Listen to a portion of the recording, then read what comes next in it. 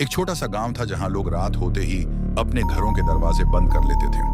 गांव के किनारे एक पुराना और टूटा हुआ घर था जिसे सब लोग अंधेरा घर कहते थे। लोग कहते थे कि जो भी इस घर के अंदर गया वो कभी वापस नहीं आया।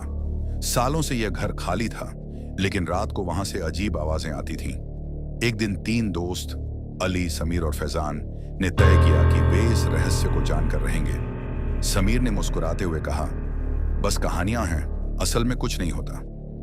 लेकिन अली को कुछ अजीब महसूस हो रहा था। रात के 12 बजे तीनों उस पुराने घर के सामने खड़े थे। हवा बहुत तेज चल रही थी और पेड़ हिल रहे थे। जैसे ही वे दरवाजे के पास पहुंचे, दरवाजा खुद ब खुद धीरे से खुल गया। क्रीक। तीनों एक दूसरे को देखते हैं और अंदर चले जाते हैं। अंदर बहुत ज्यादा अंधेरा था, सिर्फ उनकी टॉर्च ही रोशनी दे रही थी। दीवारों पर पुरानी तस्वीरें लगी थीं। अचानक अली रुक गया। एक तस्वीर में एक पुराना परिवार था, लेकिन अगले ही पल उस तस्वीर में तीनों दोस्त भी दिखाई देने लगे। अचानक सीढ़ियों से आवाज आई, टप टप टप। फैजान डरकर बोला, यहां कोई है? लेकिन समीर ने कहा, ऊपर चलते हैं। जैसे जैसे वे सीढ़ियां चढ़ते गए, आवाज तेज होती गई। ऊपर एक कमरा था, दरवाजा आधा खुला हुआ।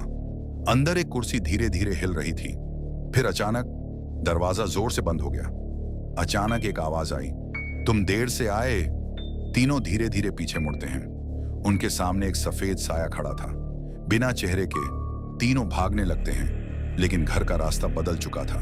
समीर अचानक गायब हो जाता है। अली और फैजान उसे ढूंढते हैं। फिर आवाज आती है, बचाओ मुझे। और फिर सन्नाटा। अली और फैजान दरवाजे की तरफ भागते हैं, लेकिन जैसे ही वे बाहर निकलते हैं, वे फिर से उसी कमरे में आ जाते हैं और उनके सामने समीर खड़ा होता है। लेकिन अब उसका चेहरा नहीं होता, सिर्फ अंधेरा। वो धीरे से कहता है, अब तुम भी यहीं रहोगे। अगली सुबह गांव वालों को सिर्फ 3 टॉर्च मिलती हैं। घर का दरवाजा बंद होता है और अंदर से हल्की आवाज आती है, कोई है, हमें बचाओ। और तब से लोग कहते हैं कि उस अंधेरे घर में अब सिर्फ एक साया नहीं, 3 साये रहते हैं।